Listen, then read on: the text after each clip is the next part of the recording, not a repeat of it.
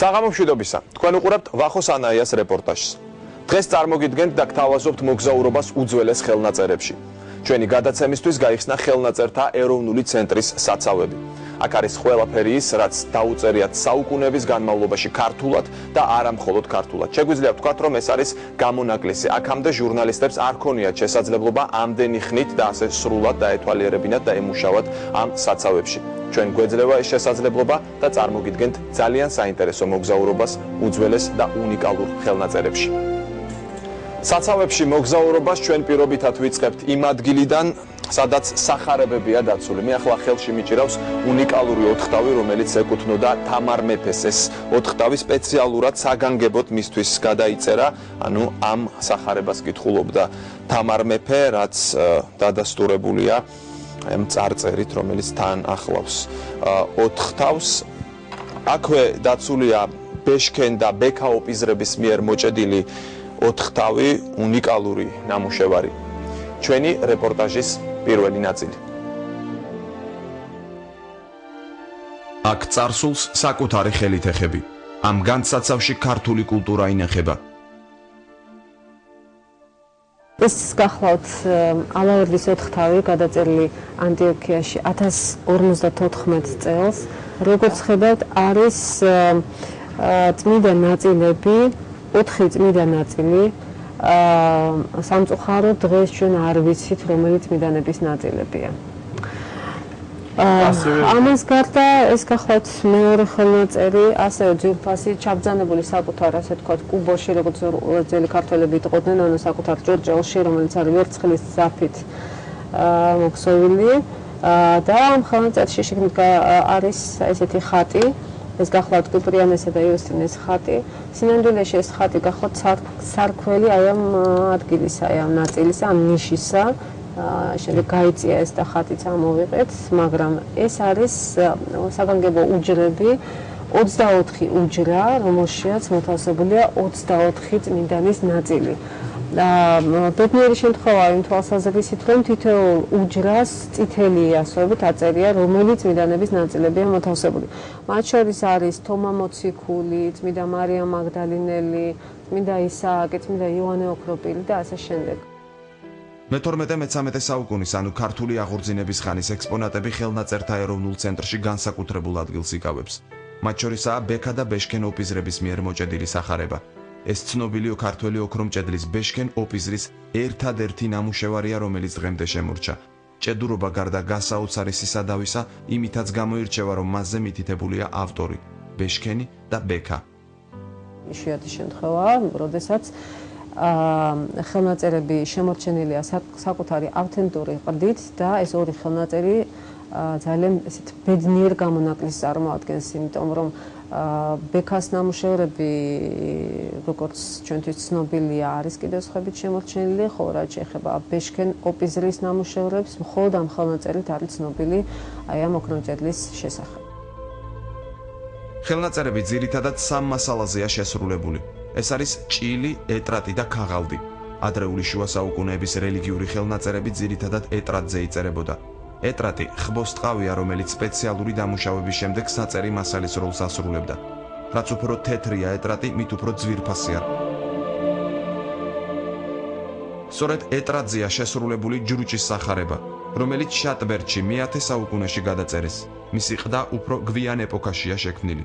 ექსპონატი გამოირჩევა უნიკალური მინიატურებით, რომლებშიც ქრისტეს ცხოვრების სხვადასხვა ეპიზოდია აღწერილი. მინიატურებითა და ხელწერით გამოირჩევა გელათის ოთხთავიც, რომელიც მე-12 საუკუნით თარიღდება.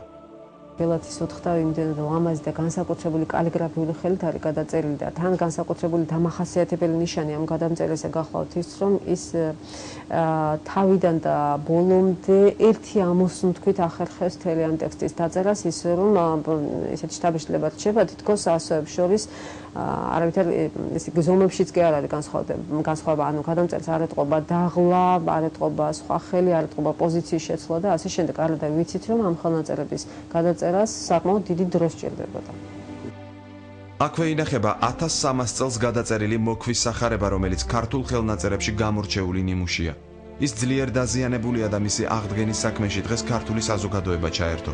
საცავის ერთ-ერთი ყველაზე გამორჩეული ექსპონატი მე-6 საუკუნეში გადაწერილი სახარებაა ის, ეგრეთ წოდებული პალიმსესტზეა დაწერილი. პალიმსესტი ხვოსტყავზე შესრულებული ხელნაწერია, რომელიც ადრეულ საუკუნეებში გარკვეული მიზეზის გამო იშლებოდა და მას ზემოდან ახალი ტექსტი გადაეწერებოდა ხოლმე. მე-20 საუკუნეში ქართულ პალიმსესტებზე ძველი, გადაშლილი ხელნაწერების მცირე ნაწილის გაშიფრვა შეძლეს. ეს იმ დროისთვის ყველაზე რეზონანსული აღმოჩენა იყო. ხელნაწერები გარდა მათი ისტორიული მნიშვნელობისა უნიკალური მხატვრული ღირებულების მატარებელია. ნამუშევრებიდან კარგად ჩანს, რომ ეტრატის შემქმნელის, კალიგრაფის, მხატვრის, ამკინძავისა და ხშირად ოქრომჭედლის ერთობლივი შრომის შედეგად ხელოვნების დახვეწილი ნიმუშები იქმნებოდა. ადრეული შუა საუკუნეების საქართველოში მხატვრობის რამდენიმე სკოლა იყო, მათ შორის ყველაზე ძლიერი ტაო კლარჯეთისა, რომელიც არ ჩამოუვარდებოდა იმდროინდელ მსოფლიოში არსებულ საუკეთესო სკოლებს. მინიატურებს ძირითადად ორგანული საღებავებით ქმნიდნენ, ასევე იყენებდნენ ოქრომელას. ქართველი კალიგრაფები და ქართველი მინიატურისტები ფლობდნენ ყველა იმ გამოცდილებას, რაც არსებობდა იმდროინდელ კულტურულ და ცივილიზებულ მსოფლიოში და გარკვეულწილად საკუთარი შემოქმედებითი მიგნებებიც ჰქონდათ ის თემები, რომელიც თქვათ მხოლოდ ქართული ტრადიციისთვის იყო დამახასიათებელი და ამდენად უნდა ითქვას, რომ ქართული წიგნის მხატვრობა წელს არ უდებს თანადროულ მსოფლიო ხელოვნების ანალოგიურ ნიმუშებს. სახარების გარდა აქ დაცულია ლოცვებისა და საგალობლების კრებულები, ასევე საღვთისმეტყველო შრომები. ამ მხრივ გამორჩეულია მიქაელ მოდრეკილის იადგარი, საგალობლების კრებული, რომელსაც თან დღემდე წაუკითხავი მუსიკალური ნიშნებიც ახლავს. არაჩვეულებრივი მინიატურებითაა დასურათებული გრიგოლ ღვთისმეტყველის თხზულებათა კრებული, რომელიც ქართულად მე-11 საუკუნეში ეფრემ მცირემ შექმნა. თვითონ ეფრემ მცირე, რომელიც თარგმნიდა ამ თხზულებას, თვითონვე უკეთებდა კომენტარს გრიგოლ ღვთისმეტყველს და აი ამ თვალსაზრისით ის ფაქტობრივად უტოლდება მე-11 საუკუნე მოგეხსენებათ ბიზანტიაში არის კომნენური რენესანსის ეპოქა და აი ამ ეპოქის ინტელექტუალებს უთანაბრდება თავისი აი მეცნიერული აზროვნებით, თავისი ინტერესებით.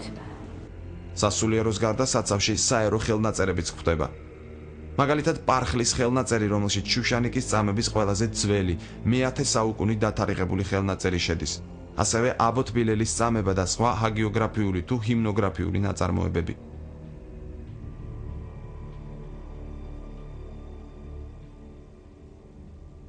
აქ ყველა ექსპონატს თავისი განსაკუთრებული ისტორია აქვს. ერთი ისტორია არასდროს არ გავს მეორეს და თავისი შინაარსით ძალიან საინტერესოა. ხელნაწერთა ცენტრში ინახება უნიკალური ხელნაწერი ლაილაშის ბიბლია, რომელიც გადაწერილია მე-9 საუკუნეში, შესრულებულია ივრითზე და დღეს ითვლება მსოფლიო დონის ნიმუშად და უდიდეს დაინტერესებას იწვევს. ოდნავ აქეთ გადმოვინაცვლებ და გაჩვენებთ კიდევ ერთ ნიმუშს, ეს არის ასევე უნიკალური ხელნაწერი, მონღოლური ხელნაწერი, რომლის წაკითხვა დღეს შეუძლია თანამედროვე მსოფლიოში სულ 5-მდე ადამიანს. ეს არ არის ჩვეულებრივი წიგნი და არც ჩვეულებრივად იკითხება, ის იკითხება ზემოდან ქვემოთ, აი ასეთი მიმართულებით, რომელსაც ახლა მე ხელით გაჩვენებთ და ამ წიგნში აღწერილია ბუდისტი ბერის ისტორია.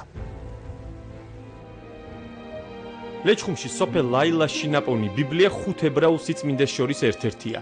ის ივრითზეა შესრულებული და ჩვენამდე შემორჩენილი ბიბლიის 5 ეგზემპლარიდან ერთ-ერთი ყველაზე სრული ვერსიაა. ლაილაშის ბიბლია ეს არის ერთ-ერთი სრული იმ ადრეულ ებრაულ ბიბლიებს შორის, რომლებიც მსოფლიოს სხვადასხვა საცავებშია და არც ისე ბევრია ისინი დაცული ასეთ ადრეული. მე-10 საუკუნის არის შედარებით სრულია, ვიდრე ისინი და აქვს მას არეებზე მინაწერები, კატენებს ეძახიან, კომენტარები და აი ამ ყველაფერი, აი ამ ნიშნების მიხედვით ის ძალიან უნიკალურ ხელნაწერად ითვლება. ამ ხელნაწერის შინაარსი კი ჯერ არავინ იცის, რადგან ის უიღურულადაა დაწერილი და მისი გაშიფრვა ძალიან რთულია. ამ მონღოლურ ნაშრომთან ერთად ხელნაწერთა ეროვნულ ცენტრში მდიდარი მუსლიმური ფონდია, რომელიც თავის მხრივ 3 კოლექციად იყოფა: ყაჯართა, ცენტრალური აზიის და ადგილობრივი კოლექციები. მუსლიმური ფონდი მრავალფეროვანია და რელიგიურ ლიტერატურასთან ერთად გვხვდება სხვადასხვა სახის სამეცნიერო შრომები, ისტორიული დოკუმენტები და საერო თხზულებები. საერთოდ ეს მუსლიმური ფონდის კოლექცია გამოირჩევა დიდი მრავალფეროვნებით. ეს არის არაბულ, სპარსულ, თურქულ ენებზე დაცული ხელნაწერები, რომლებიც მოიცავენ დარგობრივად მრავალფეროვან თხზულებებს. ეს არის სამეცნიერო შინაარსის თხზულებები, სასულიერო შინაარსის, სქოლასტიკური შინაარსის და ძალიან ბევრია პოეტური ნიმუშები. მუსლიმურ ფონდში განსაკუთრებით გამორჩეულია სხვადასხვა საუკუნეში გადაწერილი ყურანი. რამდენიმე ექსპონატი არაჩვეულებრივად არის გაფორმებული. არაბული დამწერლობის ნიმუშებში გვხვდება საერო თხზულებებიც, რომლებსაც გადამწერების კომენტარებიც ახლავს თან. თვითონ თხზულება იმდენად არ არის გამორჩეული, რამდენადაც თხზულების აგება, აი ეს არაბულ ხელნაწერებს ახასიათებს და ძალიან სპეციფიურია. ხშირად ხდება ხოლმე ძირითადი თხზულება, მე ამ თხზულებაზე მეორე ავტორი კომენტარს წერს. შემდეგ შეიძლება შემდეგ საუკუნეებში უკვე მოხდეს რომელიმე სხვა ავტორს იქ რაიმე კომენტირება მოუნდეს და ამდენად ერთ ხელნაწერში შეიძლება იყოს ძირითადი ტექსტი, სხვათა შორის იქ ძალიან გამოყოფილია ხოლმე ხაზგასმულია ძირითადი ტექსტი, მისი კომენტარი კიდევ ხაზგასმული ოღონდ სხვა ფერის მელნით არის გახაზული, ან და თუ კიდევ გრძელდება არეებზეც შეიძლება იყოს ეს კომენტარები გაკეთებული და ესეთი ჯაჭვი კეთდება. ერთ-ერთი გამორჩეული ექსპონატი გურჯისტანის ვილაიეთის დიდი დავთარია, რომელშიც სამხრეთ საქართველოს მოსახლეობის შესახებ საინტერესო ისტორიული ფაქტებია დაცული. დავთარი ერთგვარი საგადასახადო წიგნი იყო, რომელშიც გაწერილი იყო მოსახლეობის რაოდენობა და მათ მიერ გადასახდელი თანხის ოდენობა. ცალკე კუთხე აქვს საცავში დათმობილი სპარსეთის შაჰების ფირმანებს.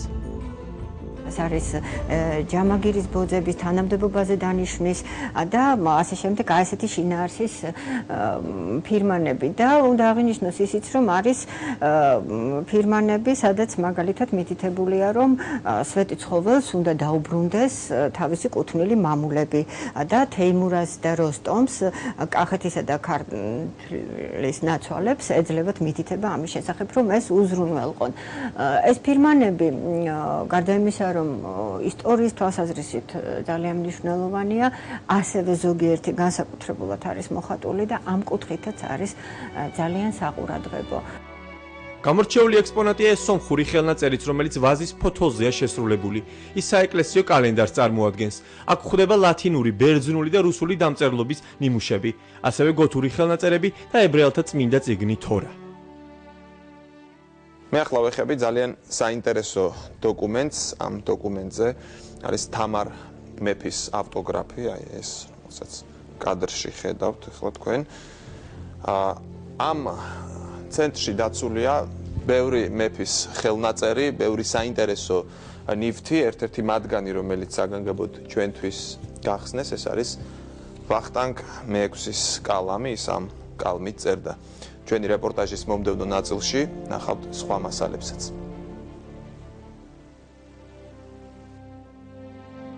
უძველეს ხელნაწერებში მოგზაურობას ისტორიული მნიშვნელობის დოკუმენტების გაცნობით განვაგრძობთ. საცავში ინახება გეორგიევსკის ტრაქტატი, რომელიც 1793 წელს გეორგიევსკის ციხეში დაიდო. ტრაქტატი 13 ძირითადი და 4 საიდუმლო მუხლისგან შედგება. შესავალ ტექსტში აღნიშნულია საქართველოსა და რუსეთს შორის არსებული ურთიერთობა. ტრაქტატთან ერთვის ეკატერინე მეორის მიერ ერეკლე მეფისთვის გაგზავნილი სამეფო ნიშნები. კარგია, როდესაც საბუთები ხელთ გვაქვს. აი, ამ შემთხვევაში გეორგიევსკის ტრაქტატზე ვსაუბრობდით, იმიტომ რომ იქ შავი თეთრზე წერია, რომ ეს არის მფარველობითი ხელშეკრულება და აქ ჩვენი ქვეყნის ინტერესების გათვალისწინებით დაიდო, იმდროინდელი ინტერესების გათვალისწინებით დაიდო ეს დოკუმენტი. ეროვნულ ცენტრში დაცული დოკუმენტების სიძველის გარდა გამოირჩევა უნიკალური შინაარსითა და ხშირად ფასდაუდებელი ისტორიული მონაცემით. ერთ-ერთი ასეთია ბაგრატ მე-4-ის სიგელი, რომელიც ოპიზელ და მიჯნაძორელ მამათა დავას ეხება. სიგელი მე-11 საუკუნით თარიღდება. კლარჯეთში არსებულ ოპიზისა და მიჯნაძორის მონასტრებს მამული ვერ გაუღვიათ. ისტორიულად ცნობილია, რომ საეკლესიო დავებს სასულიერო პირები წყვეტდნენ. ლოგიკურად ეს დავა ანჩის ეპისკოპოსს უნდა გადაეწყვიტა, რადგან მონასტრები მის ეპარქიაში შედიოდა. ან სხვა შემთხვევაში იერარქიულად უფრო მაღლა მდგომ ქართლის კათალიკოსს. ორი მონასტერი დაობს. ცხადია, რომ სამართლის გაჩენის შემდეგ მამული უნდა დარჩეს ერთ-ერთ მონასტერს. შესაბამისად, მეორე მონასტერი რჩება გაწმილებული. ანუ დამარცხებულია აი ამ სამეურნეო დავაში. და ამ შემთხვევაში მეფე ასეთ გამოსავალს პოულობს. ის მიაკუთვნებს ამ სადაო მამულს მიჯნაძორის მონასტერს, რომელიც დაიცავს თავისუფლებას და შესაბამის დოკუმენტებს წარადგენს, სადაც ნაჩვენებია, რომ ეს სადაომამული ნამდვილად მიჯნაძორის მონასტერს ეკუთვნის და იმისათვის, რომ ოპიზელი მამები არ დარჩნენ ამ სამეურნეო დავაში დამარცხებული, ამისათვის სამეფო კარი სამეფო შესავალიდან იღებს ერთ სოფელს და შეწირულების სახით აძლევს ოპიზის მონასტერს. ცალკე უნდა გამოყოთ ქართველ მეფეთა ხელრთვები, თანამედროვედ რომ ვთქვათ, ხელმოწერები.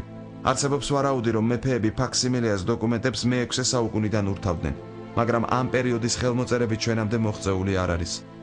1417 წლით თარიღდება წყალობის წიგნი, რომელსაც ალექსანდრე პირველის ხელმოწერა აქვს. ასე აწერდა ხელს გიორგი ბრწყინვალე. ეს ნიმუშიც ხელნაწერთა ცენტრშია დაცული. ჩვენამდე მოღწეულია არაერთი დოკუმენტი, რომელიც ერეკლე მეორის ხელთრთვას შეიცავს. განსხვავებულია 1809 წლით დათარიღებული სოლომონ მეორის წყალობის სიგელი ჯრუჭის მონასტრისადმი. სიგელზე არა მხოლოდ სოლომონ მეფის ხელრთვაა, არამედ მისი მეუღლის, დედოფალ მარიამის. სოლომონ მეორე სარწმუნოებრივი ღვაწლისა და სამშობლოსთვის თავდადების გამო წმინდანადაა შერაცხული. ჩვენამდე მოღწეულ ხელრთვებს კულტურული, ისტორიული და პალეოგრაფიული მნიშვნელობა აქვს.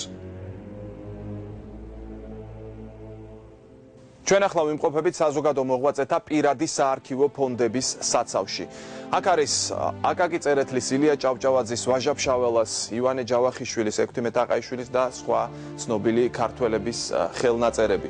გარდა ხელნაწერებისა ინახება აგრეთვე მემორიალური ნივთები, მაგალითად მე შემიძლია გაჩვენოთ ილია ჭავჭავაძის აი ეს საფულე, ასევე ილია ჭავჭავაძის საზღვარგარეთული პასპორტი და მინდა აგრეთვე გაჩვენოთ საქართველოს დამოუკიდებლობის აქტის რუსული ვერსია, რომელიც არის უნიკალური და ერთადერთი და ინახება ხელნაწერთა ეროვნულ ცენტრში. ახლა წარმოგიდგენთ ჩვენი რეპორტაჟის მომდევნო ნაწილს. ცენტრი საზოგადო მოღვაწეების, მეცნიერების, საეკლესიო პირების, პოლიტიკური და სამხედრო პირების, ემიგრაციაში მყოფი ადამიანების პირად არქივებსაც შეიცავს. უმეტესი მათგანი სრული სახითაა წარმოდგენილი. ივანე ჯავახიშვილის კაბინეტი. დამთვალიერებელს შეუძლია პირადად ნახოს სამუშაო მაგიდა, წიგნები, რომელსაც ის კითხულობდა და ყველა პირადი ნივთი, რომელიც კაბინეტში ჰქონდა. რაც შეეხება ხელნაწერებს, ინახება საარქივო ფონდის საცავში.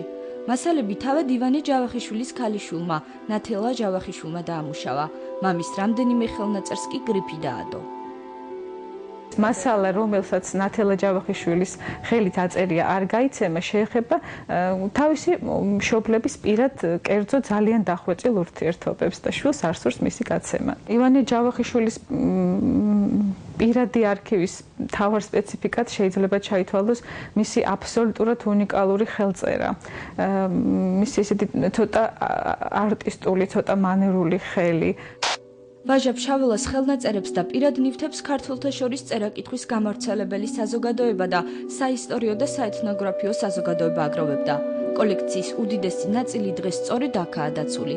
მასალების შესწავლა კვლავ გრძელდება. დაგეგმილია ვაჟა ფშაველას არქივის აღწერილობის გამოცემა. ყველა ხასიათის ვაჟას შემოქმედების, ყველა ხასიათის ნაწარმოები არის ჩვენს არქივში დაცული და ერთ-ერთი ვაჟასთან დაკავშირებული მდიდარი არქივია. ბევრ საინტერესო რაღაცას წავაწყდი და ერთ ყველაზე საინტერესოს არის ვაჟას რამდენიმე ჩანახატი. ძალიან ექსპრესიული ჩანახატი, ეს არის სპეციალურად ნახატი კი არ არის გაკეთებული, აი ლექსზე, აი წერის დროს, რო კალამა მოხაზა, ზედ ტექსტზე არის გაკეთებული ეს ჩანახატი. დაცულია მიხეილ თამარაშვილის პირადი არქივი. მიხეილ თამარაშვილი ქართველ კათოლიკეთა ცხოვრებას სწავლობდა. ის თავადაც კათოლიკე გახლდათ. მოგზაურობის დროს მან უნიკალური მასალები აღმოაჩინა, რომელიც საქართველოს დიპლომატიურ ურთიერთობებს ასახავს სხვა ქვეყნებთან.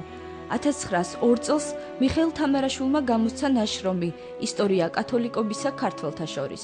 უამრავი გამოუქვეყნებელი დოკუმენტი, რომელიც მან ვერ მოასწრო ეთარგმნა ძირითადად ეს არის ლათინურ ენაზე, იტალიურ ენაზე. რომის ვატიკანის არქივში მან ძალიან დიდი ხნის განმავლობაში იმუშავა იქ საიდუმლო დოკუმენტებზე, მათ შორის რომლებიც მისთვის როგორც პატრისთვის ხელმიწაწვდომი ხდებოდა. და სხვათა შორის აი განსაკუთრებით ხო ჩვენი საზოგადოებრივობის ფართო წლებისთვის განსაკუთრებით ცნობილი არის იტალიელი პატრი მე-17 საუკუნეში იტალიელი კათოლიკო მისიონერის დონ ქრისტოფორო დე კასტელის სახელი. იმიტომ რომ სწორედ კასტელიმ შემოგვინახა ჩვენ კასტელის ალბომმა შემოგვინახა ჩვენ აი მე-17 საუკუნის ქართული ისტორიული პიროვნებების პორტრეტები ან რომელიმე მოვლენის ამსახველი მასალა მისმა ჩანახატებმა. აი სწორედ ეს კასტელის უნიკალური ალბომი, კასტელის ჩანახატები აღმოაჩინა მიხეილ თამარაშვილმა პალერმოს ბიბლიოთეკაში. ჩვენამდე მოღწეულია გიორგი სააკაძის ორი გამოსახულება. აქამდე საზოგადოებისთვის მხოლოდ ერთი იყო ცნობილი კასტელის შესრულებული გიორგი სააკაძის პორტრეტი. თედო სახუკიას არქივში აღმოჩენილი სააკაძის პორტრეტი პირველად ჩვენს ტელეობიექტივში მოხვდა. პირად არქივებში ხშირად ეპოქის ამსახველ მასალებს ვაწყდებით. ასეთად უნდა ჩაითვალოს სასულიერო პირის, ვასილ კარბელაშვილის წერილი, რომელიც ფილიპე მახარაძეს მისწერა.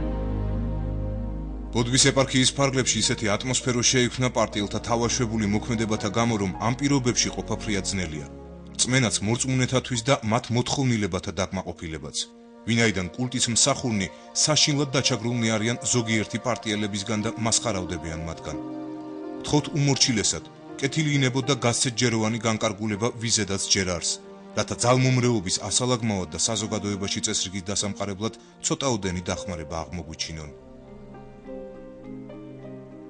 განსაკუთრებულ ემოციას იწვევს არქივში დაცული საზოგადო მოღვაწეების პირადი ნივთები, ილია ჭავჭავაძის სამუშაო უბის წიგნაკი, ბარათაშვილის ბლოკნოტი, სადაც საკუთარი ხელით აქვს ჩაწერილი ლექსები, ექვთიმე თაყაიშვილის ჩანაწერები ემიგრაციის დროს. როგორც ხელნაწერთა ეროვნული ცენტრის თანამშრომლები ამბობენ, პირად საარქივო მასალებს დიდი მნიშვნელობა აქვს ქართველ მოღვაწეთა ბიოგრაფიის შესასწავლად. ხელნაწერთა ეროვნულ ცენტრში 176 პირადი არქივია დაცული. აქედან 100 უკვე შესწავლილი და საზოგადოებისთვის ხელმისაწვდომია. დაუმუშავებელი არქივები კი ბევრ უცნობ ფაქტსა და ცნობას ინახავს და მკვლევარებს ელოდება. 1958 წლის 30 ივნისს საქართველოს სახელმწიფო მუზეუმის ხელნაწერთა განყოფილების ბაზაზე ხელნაწერთა ინსტიტუტი შეიქმნა. ინსტიტუტის დამაარსებელი და დირექტორი პროფესორი ილია აბულაძე იყო. ხელნაწერთა ინსტიტუტის თანამშრომლები საქართველოს მასშტაბით ექსპედიციებს აწყობდნენ და უნიკალურ ხელნაწერებს აგროვებდნენ. ბატონ ილიას მიზანი იყო, როგორც წეგალ მოგახსენეთ, რომ ეს იყო უდიდესი კოდიკოლოგი და ხელნაწერთა მცოდნე, რომ დაფუძნებულიყო და შექმნილიყო ისეთი ცენტრი, რომელიც საგანგებოდ შეისწავლიდა ტექსტოლოგიურ პრინციპებს ამ ჩვენი ხელნაწერის მემკვიდრეობისას და შეისწავლიდა ხელნაწერთა მცოდნეობას დააკანონებდა. უნიკალური ფონდის მფლობელები ვართ. ამას უნდა დავამატოთ ჩვენ საინტერესო არმენოლოგიური ლიტერატურა, ძველნაბეჭდი ქართული წიგნი და ასევე საინტერესო პერიოდული გამოცემები. ხელნაწერთა ინსტიტუტმა სახელი შეიცვალა და 2007 წელს ხელნაწერთა ეროვნული ცენტრი ეწოდა.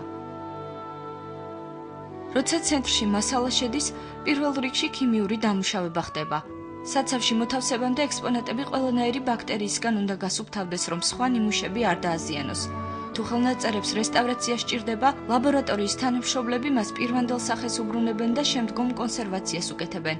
ექსპონატებზე მუშაობის პროცესი საკმაოდ შრომატევადია და სერიოზული დაზიანების აღმოფხვრას თვეები, ზოგჯერ კი წლები სჭირდება. ახლახან შეიქმნა ხელნაწერთა ეროვნული ცენტრის მეგობართა საზოგადოება, საპატიო თავმჯდომარე საქართველოს პატრიარქია. მეგობართა საზოგადოების მიზანი ცენტრის მხარდაჭერა და უნიკალური კოლექციის დაცვისა და კვლევის პოპულარიზაციაა. ჩვენ ძალიან შეიძლება ვთქვას, ძალიან ესეთი მკაცრი განრიგით მუშაობთ, რადგან ყველა ჩვენი შეკრება, თვეში ერთხელ შეკრება ფორმდება შესაბამისი ოქმებით და ის ქმედება, რასაც ვსახავთ თითოეულ შეკრებაზე, ვრცელდება შესაბამისად თელ საზოგადოებაში, მეგობართა წრეში და კიდევ უფრო მეტ მეგობართა წრეში, ვისაც წერთ წერილებს და რა თქმა უნდა, კონკრეტული ყველა ღონისძიება მიმართულია კონკრეტული ძეგლის გადარჩენისაკენ. ხელნაწერთა ეროვნული ცენტრის კოლექცია მზარდია. დროთა განმავლობაში უმეტესად შემოწირულობების წყალობით ფონდების გამდიდრება ხდება. შემომწირველები არიან როგორც ცალკეული პირები, ისე ორგანიზაციები. და ჩვენ განვაგრძობთ საუბარს ჩვენს სტუმრებთან ერთად. წარმოგიდგენთ მათ ბუბა კუდავა, ხელნაწერთა ეროვნული ცენტრის დირექტორი და გიული ალასანია, პროფესორი, შავი ზღვის უნივერსიტეტის პრორექტორი და ხელნაწერთა ეროვნული ცენტრის მეგობართა საზოგადოების გამგეობის წევრი. ჩემი პირველი შეკითხვა ეხება ორივე თქვენგანს. მოდი ბუბა თქვენგან დავიწყოთ, შემდეგ ქალბატონი გიული გვიპასუხებს. ჩვენ ვნახეთ ხელნაწერთა ცენტრში, ვნახეთ ეს საგანძური, გადავიღეთ და მინდა 2 სიტყვით გითხრათ, რა მნიშვნელობა აქვს ხელნაწერთა ეროვნულ ცენტრს და ამ საგანძურს ჩვენი ქვეყნისთვის. რა ვიცი, მე მგონი გადაჭარბებად არ ჩამithვლით თუ ვიტყვი, რომ ხელნაწერთა ეროვნული ცენტრი თავისი მდიდარი კოლექციით, თავისი დიდი ტრადიციებით გახლავთ ერთ-ერთი გამორჩეული სამეცნიერო და კულტურული დაწესებულება ქვეყანაში. საქმე ის გახლავთ, რომ დღეს თუ დავაკვირდებით, ხომ ძალიან დიდი მნიშვნელობა აქვს ქვეყნისათვის, რამდენად შეძლებს იგი წარმოაჩინოს საკუთარი თავი მსოფლიო საზოგადოების წინაშე. როდესაც ჩვენ ჩამოვთვლით იმ უნიკალურ რაღაცებს, რაც ჩვენ აშკარად გვაქვს, ხომ?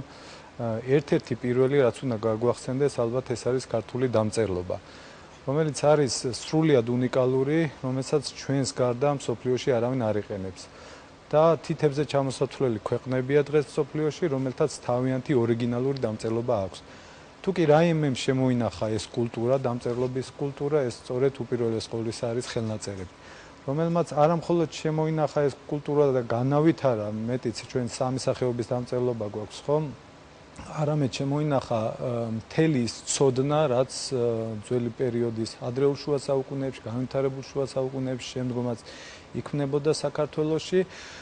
განსხვავებით სხვა სიძველეებისაგან, ხელნაწერი არის სპეციფიკური სიძველე, რომელიც არამხოლოდ ვიზუალურად არის საინტერესო, არამხოლოდ იმიტომ არის საინტერესო, რომ ეს ძველია, ძველად გაკეთებული, ძველად შექმნილია, არამედ ის იტევს ძალიან დიდ ინფორმაციას, ტექსტუალურ ინფორმაციას, რომელზეც იზრდებოდა თაობები და რომელმაც მოიტანა ჩვენი კულტურა ისეთი, როგორც დღეს გვაქვს. ვფიქრობ, დღეს კიდევ ყოველთვის ქართულ საზოგადოებას ყოველ შემთხვევაში იმ ნაწილს, რომელიც კარგად იყო შეხედული, ყოველთვის კარგად ესმოდა ამ დაწესებულების განსაკუთრებული მნიშვნელობა, მაგრამ ვფიქრობ, დღეს კიდევ უფრო მეტი მნიშვნელობა შეგვიძლია შევძინოთ ჩვენ ამ დაწესებულებას, რადგან შესაქმნელია ბრენდი ქართული დამწერლობა, რომლითაც ჩვენ წავდგებით მსოფლიოს წინაშე, რომლითაც ვთქვათ პირდაპირ თავს მოვიწონებთ და ვანახებთ ჩვენ დღეს დამწერლობას ვიყენებთ მხოლოდ და მხოლოდ წერა-კითხვისთვის ფაქტიურად და ამ დიდ პოტენციალს ვფიქრობ მეტი გამოყენება ჭირდება დღევანდელ დღეს, როდესაც ძალიან გაიზარდა ინტერესი საქართველოს მიმართ და საქართველოც ცდილობს ძალიან ბევრი ფორმით წარდგეს ამ საზოგადოების წინაშე. გასაგებია, ქალბატონ გიული, ბატონ ბუბა საუბრობდა იმაზე, რომ უფრო მეტი მნიშვნელობა უნდა შევძინოთ ამ კოლექციას, ამ საგანძურს. როგორ შეიძლება ეს გაკეთდეს თქვენი აზრით? ეს უკეთდება, მე ვფიქრობ, აი ის რასაც ჩვენ დღეს ვხედავთ, ეს სწორედ ეს არის, აი ეს პროცესი მიდის ახლა. რომ საკმაოდ დიდია ამის მნიშვნელობა.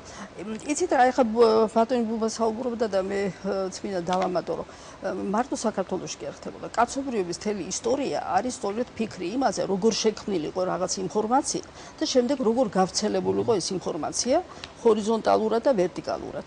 ანუ ჰორიზონტალურად, ესე იგი თანამედროვეებისთვის, როგორ უნდა გადაეცათ ეს ინფორმაცია და ვერტიკალურად უკვე დროში. და ამას აკეთებდა ყველა ცივილიზაცია. სხვათა შორის აი ეს ბარბაროსებიც კი დამპყრობლები, როდესაც იპყრობდნენ ქვეყანას, პირველი რასაც აკეთებდნენ, გაქონდათ ხოლმე ეს ხელნაწერები, რაღაცა ეს რასაც კი ნახავდნენ ფასეულს იმპყრობლ ქვეყანაში, ის გაქონდათ თავის ქვეყანაში და შემდეგ იქ უკვე თავის ქვეყანაში ჩვენ ისტორიაში შეგვიძლია გავიხსენოთ ასეთი მაგალითები, იქ უკვე ძალიან ზრუნავდნენ სწორედ აი იმ ინფორმაციის შენახვას. ისე რომ ამას ყოველთვის ჰქონდა ძალიან დიდი მნიშვნელობა. იცვლებოდა ერთადერთი ფორმები, აი როგორ ხდებოდა, რა ფორმით ხდებოდა ამ ინფორმაციის შენახვა და შემდეგ რა ფორმით ხდებოდა მათი გავრცელება. აი ეს იცვლებოდა და აი ამის მიხედვით ჩვენ შეგვიძლია მივხვდეთ რა ეპოქასთან გვაქვს საქმე. რა და აი სწორედ არც ისე დიდი ხნის წინ მოხდა კაცობრიობის ისტორიაში რევოლუცია. აი ინტერნეტის შემოსვლით, ელექტრონული წიგნი გაჩნდა. და ეს არის უკვე სრულიად სხვა დონე და აი ზოგიერთ შემთხვევაში აი ესეთ ვითარებაში ზოგიერთ შეიძლება გაუჩნდეს აი ესეთ შეკითხვა რომ რამდენად გვჭირდება ჩვენ ახლა დღეს ეს ხელნაწერები ან თქვათ ეს ბიბლიოთეკები ხო არ არის მოძველებული იმიტომ რომ გაჩნდა უკვე ბიბლიოთეკები სადაც აი ესეთი წიგნი რომელსაც ჩვენ ვიცნობ და რომელიც ჩვენ გვიყვარს და საიდანაც მიგვიღია ინფორმაცია ის უკვე არ არის და არის მხოლოდ ელექტრონული წიგნი მაგრამ ნუ აი არიან ესეთ სკეპტიკოსები მაგრამ მეორე მხრივ ჩვენ ხედავთ რომ აი ეს ყველაფერი ერთმანეთის პარალელურად არსებობს და ძალიან საჭიროა. რა თქმა უნდა, ჩვენი წინაპრები ამაზე განსაკუთრებით ფიქრობდნენ, იმიტომ რომ როგორც ბატონმა ბუბამ ბრძანა, იმდენს ფიქრობდნენ, რომ თავისი უნიკალური დამწერლობა შექმნეს. და ის რაც ჩვენ დღეს შემოგვჭა, ეს არის ზღვაში წვეთი იმასაც შედარებით, რაც შექმნილა. რომ მოგეხსენებათ, საქართველოს ძალიან ბევრი დამპყრობელი ყავდა და ეს ყველაფერი ნადგურდებოდა. მაგრამ მიუხედავად ამისა, ჩვენ დღეს გვაქვს განძი, მართლა განძი, იმიტომ რომ 70000 დოკუმენტი ეს რა თქმა უნდა ეს არ არის მხოლოდ ხელნაწერთა ინსტიტუტში, ჩვენ არქივი გვაქვს, ესე იგი არქივი, მუზეუმი, ბიბლიოთეკა, აი ეს არის ერთი სისტემა. ერთი სისტემა და აი ხელნაწერთა ინსტიტუტი არის ათავსებს აი ამას ყველაფერს ერთად. იქ მას აქვს მუზეუმის ფუნქციაც და ეს არის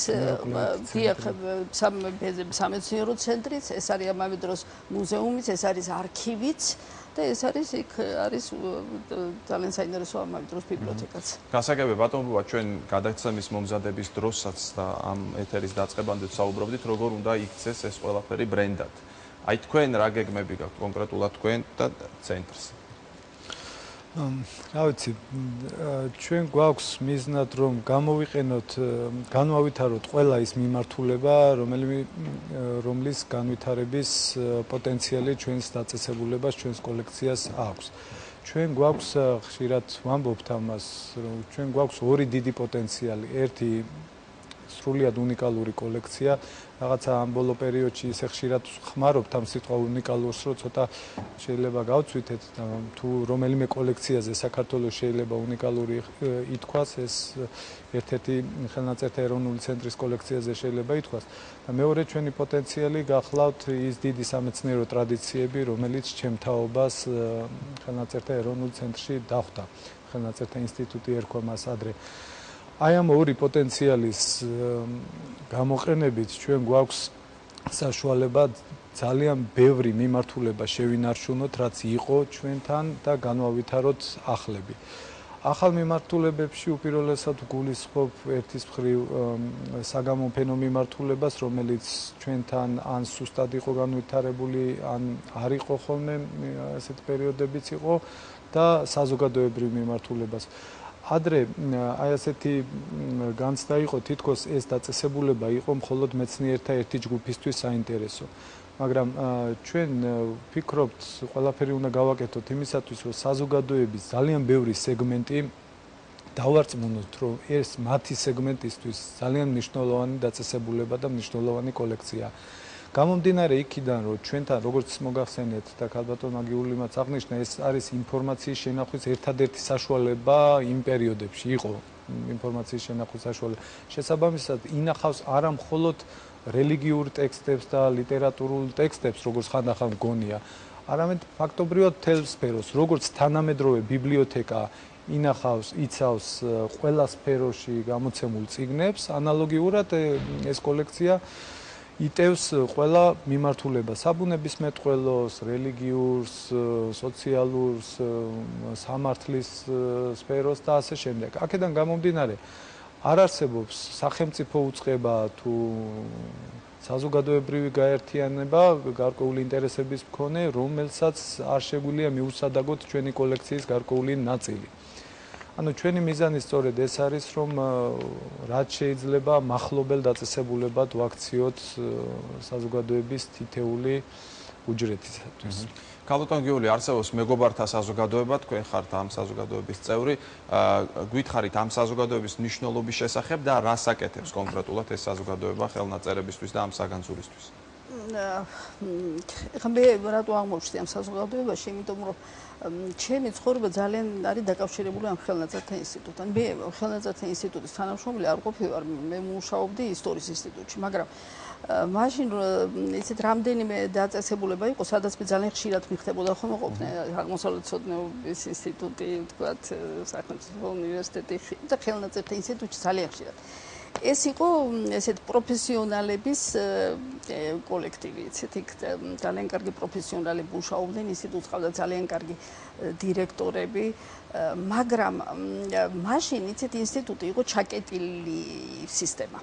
ისევე როგორც მთელი ჩვენი სისტემა იყო ჩაკეტილი. და რაღაცა ესე იცით შესვლაზეც პრობლემა იყო იქ რაღაცა საშვი უნდა ქონდა ვიღაცას უნდა ჩამოეკითხა ვიღაცას უნდა შეეყვანე რაღაც ცოტა ისეთ აი ძნელად ხდებოდა საზოგადოებისთვის მაინც და მაინც გახსნილი ეს ინსტიტუტი არ იყო არა და ეს აი ჩვენ უკვე არაერთხელ გავიმოვიდა ეს არ არის მხოლოდ ინსტიტუტი ეს მისი ფუნქცია როგორც მუზეუმის არის ძალიან მნიშვნელოვანი და აი ხა დღეს სწორედ ეს მოხდა რომ გაიხსნა საზოგადოებისთვის ეს მუზეუმი და ყველასთვის მისაწვდომი გახდა იქ ძალიან ხშირად დადიან უკვე სკოლის მოწაფეები ნახულობენ ამ ხელნაწერებს რომელთა ჩვენ რა არის იცით კიდე საინტერესო უნიკალურია იმ თვალსაზრისით სიძველის თვალსაზრისით ჩვენ ძალიან ძველი ხელნაწერები გვაქვს ძალიან ცოტა სოფლიოში ისეთი მუზეუმი სადაც აი ესეთი ძველი ხელნაწერები ინახება აი ეს რა თქმა უნდა ძალიან მნიშვნელოვანია ისე რომ მე არც დავფიქრებული ვარ რა თქმა უნდა, როდესაც შეიქმნა გავიგე ეს საზოგადოება, მე რა თქმა უნდა გავხდი ამ საზოგადოების წევრი. ეხლა მიზანი რა აქვს იცით ამ საზოგადოების შექმნას.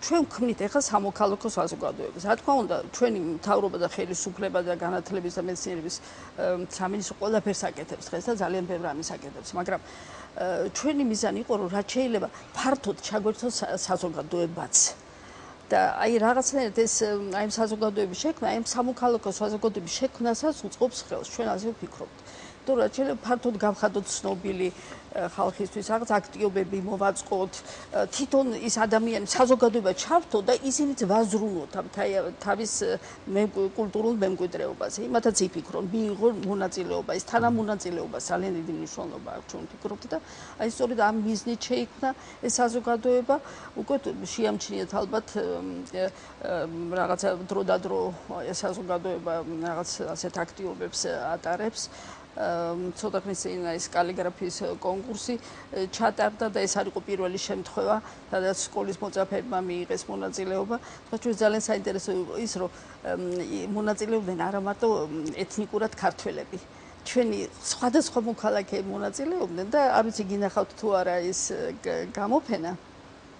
გამარჯვებულების იყვნენ და ძალიან კარგად და ძალიან სიყვარულით იყო ეს ყველაფერი გაკეთებული და აი ეს ყველაფერი ჩვენ ვფიქრობთ რომ ემსახურება ჩვენი სამოქალაქო საზოგადოების შექმნას, ჩამოყალიბებას. ბატონ ბუბა, ჩვენ ნახეთ მოქვის სახარებასთან დაკავშირებით საზოგადოების აქტიურობა, აი სხვა რა პროექტები იგეგმება მსგავსი ისეთი როგორიც იყო თქვათ აუქციონი მოქვის სახარებასთან დაკავშირებით. ანუ მე ჩემი შეკითხვა მდგომარეობს იმაში რომ ერთგვარად განაგრძოთ ის რაზეც საუბრობდა ქალბატონი გიული საზოგადოების აქტიურობა რამდენად არის დაინტერესებული და რამდენად აქტიურად მონაწილეობს ამ ყველაფერში.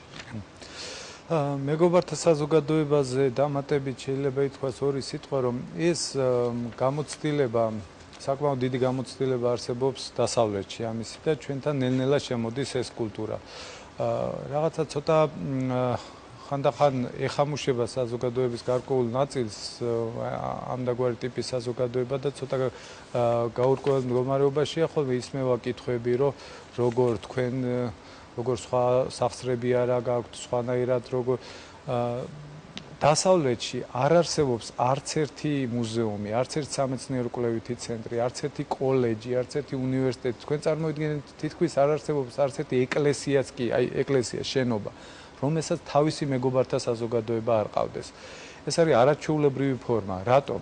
ერთი მეგობართა საზოგადოება ზრუნავს დამატებითი სახსრების მოძიებაზე, რაც არ უნდა წარმატებული იყოს სახელმწიფო ვერასოდეს მას ვერ ექნება იმისი საკმარისი თანხები, რომ სრულად უზრუნველყოს ამ საკმაოდ ძვირი პროცესის დაფინანსება, გულისხმობს სიძველეების მოვლას, კვლევას, პოპულარიზაციას და ასე შემდეგ. ეს ერთი. მეორეც მეგობართა საზოგადოებები აი ამ საზოგადოებაში ჩართულ ხალხს უძლიერებს იმ განცდას, რომ ეს შენიც არის. ეს კი არ არის მხოლოდ სახელმწიფო დაწესებულება, მხოლოდ სახელმწიფოსი რაღაც ასეთი ამორფული ცნების ან ცალკეული მეცნიერების, არამედ შენიც არის, შენ შეგიძლია მის განვითარებაში მონაწილეობა მიიღო, არა მხოლოდ თანხობრივად, არამედ რჩევით. ხანდახან სხვათა შორის აი მეგობართა საზოგადოებაში გაწევრიანებულები არიან ადამიანები, რომლებიც თავიანთი კონტაქტებით გვეხმარებიან, თავიანთი გამოცდილებით გვეხმარებიან, ლობირებით გვეხმარებიან ამ სიტყვის საუკეთესო გაგებით და იმით გვეხმარებიან, რომ მათაც როდესაც ჩვენ ვხედავთ რაოდენ აქვთ გათვითცნობიერებული ამ დაწესებულების მნიშვნელობა მათაც, მხოლოდ ეს გათვითცნობიერებაც ხშირ შემთხვევაში ჩვენთვის დიდი დახმარებაა. რაც შეეხება ღონისძიებებს, ერთ-ერთი ბოლო ღონისძიება ასეთი გახდათ მოქვის სახარების სარესტავრაციო პროექტის მხარდაჭერა. ეს ერთ-ერთი წარმატებული პროექტი იყო მეგობართა საზოგადოების, აქაც მინდა ხაზი გაუსვა. რა თქმა უნდა, სახელმწიფო უპირველეს ყოვლისა არის ჩართული ამ პროექტში, მაგრამ ძალიან დიდი მნიშვნელობა აქვს საზოგადოების ჩართულობას. რამდენიმე თვალსაზრისით, ერთი კიდევ ერთხელ ვიტყვი, ფინანსური თვალსაზრისით ვერასოდეს სახელმწიფოს ვერ ექნება საკმარისი თანხები, რომ ყველა სიძველე იხსნას იმ ბუნებრივი დაზიანებისაგან, რაც დროს და სხვადასხვა პირობებს მოაქვს. ერთი და მეორე, ეს კრავს საზოგადოებას, ამდაგვარი პროექტები კრავს საზოგადოებას და იბადება რაღაც ერთობის განცდა, რომ ეს ყველასია, ყველა საზრუნავია. ამასთანავე სხვათა შორის არ შემიძლია ხაზი არ გაუსვა. აი ამ აქციის ფარგლებში დევნილმა ბავშვებმა, აფხაზეთიდან დევნილმა ბავშვებმა ეს მოქვის სახარება მოგეხსენებათ, აფხაზეთშია გადაწერილი და დევნილმა ბავშვებმა შეაგროვეს რამდენიმე სკოლაში თავისი ინიციატივით, შეაგროვეს 380 ლარი და შემოიტანეს აი ამ წარმოიდგინეთ, ეს რა თქმა უნდა 10-ჯერ და 100-ჯერ აღემატება ამ 380 ლარს. გასაგებია, მე მინდა კიდევ ერთ საკითხს შევეხოთ, ეს არის ტურისტული მნიშვნელობა. ტურისტები რამდენად ინტერესდებიან და რა შეიძლება გაკეთდეს იმისთვის, რომ კიდევ უფრო მეტი ტურისტი დაინტერესდეს იმ საგანძურით, რაც ინახება. ჯერ თქვენ უპასუხეთ, შემდეგ გალბატონ გიულისას ვკითხავ ამას. ძალიან დიდია დაინტერესება, ძირითადად ამ ეტაპზე არის დაინტერესება უცხოელი მეცნიერებისა, რომელთა კვლევაც შეეხო ჩვენს კოლექციას სხვადასხვა დროს და სხვადასხვა ხარისხით. შესაბამისად ჩამოდიან ხანდახან სპეციალური პროგრამები, ჩვენ ჩავატარეთ 2 საერთაშორისო კონფერენცია, აი ამ კონფერენციებზე ჩამოდიან თავიანთი ქვეყნის შესაბამისი მასალის საკვლევად, როგორც ჩვენი ინტერესი არის უცხოეთში ქართული ხელნაწერები, ანალოგიურად მათი ინტერესია მათი ქვეყნის ხელნაწერები ჩვენს საცავებში. გარდა ამისა, სხვადასხვა მათ შორის ქართული ხელნაწერებითაც ხშირად ინტერესდებიან უცხოელი კოლეგები, მაგრამ სწორი ბრძანდებით ჩვენ უფრო მეტად უნდა გამოვიყენოთ ეს დაწესებულება და ეს კოლექცია ტურისტული საქართველოს ტურისტული თვალსაზრისით განვითარების საქმეში. ამ ხრივაც ძალიან დიდი პოტენციალი გვაქვს. თუ კი თბილისში ჩამოსულ ადამიანს დღეს მადლობა ღმერთს აქვს რამდენიმე აი ესეთი თვალსაჩინო ადგილი, რომელიც აუცილებლად უნდა ნახოს, აი ერთ-ერთი მორიგი, რითაც ტურისტი დამატებით 1 ან 2 დღე კიდევ დაკავდება, შეიძლება იქცეს ხელნაწერთა ეროვნული ცენტრი, სადაც ერთის მხრივ აი ჩვენს მართლაც უნიკალურ ხელნაწერ მემკვიდრეობას გაეცნობა ჩვენი დამწერლობის განვითარების გზას და ბევრმა შეიძლება ვერაფერმა ისე ვერ შეუქმნას საქართველოს მდიდარ წარსულზე წარმოდგენა მას, როგორც აი ამ დიდმა მწიგნობრულმა მემკვიდრეობამ. მწიგნობრული მემკვიდრეობა სწორედ დასტურია იმისა, რომ საქართველოში სხვათა შორის აი აქვე მინდა აღვნიშნო, ჩვენ არა გვაქვს მხოლოდ ოქროს ხანის ხელნაწერები, ასე თუ ჩვენ გვაქვს ძალიან ბევრი ხელნაწერი იმ პერიოდებისა, როდესაც საქართველოს პოლიტიკურად და ეკონომიკურად ძალიან უჭირდა. ეს სწორედ დასტურია იმისა, რომ ჩვენ ყოველთვის ვიყავით მწიგნობარი ხალხი და კულტურა ყოველთვის მიუხედავად საზოგადოების სოციალურ-ეკონომიკური მდგომარეობისა ვითარდებოდა. გალბატონ გიული, რამდენად როგორ არის შესაძლებელი, ან არის თუ არა შესაძლებელი, რომ ეს ხელნაწერები ჩართული იყოს თქვა საგანმანათლებლო პროცესში. სკოლამ როგორ შეიძლება ამ ყველაფერში მიიღოს მონაწილეობა, რომ ბავშვებს ჰქონდეთ შეხება თქვა ხელნაწერებთან და მათ იცოდნენ უკვე სკოლის ასაკიდან თქვა რა დევს ეროვნულ ცენტრში. აი მე მოგახსენეთ რომ უკვე არის დაწყებული ეს პროცესი, სისტემატურად დაყავთ უკვე სკოლებიდან კლასები, ნახულობენ.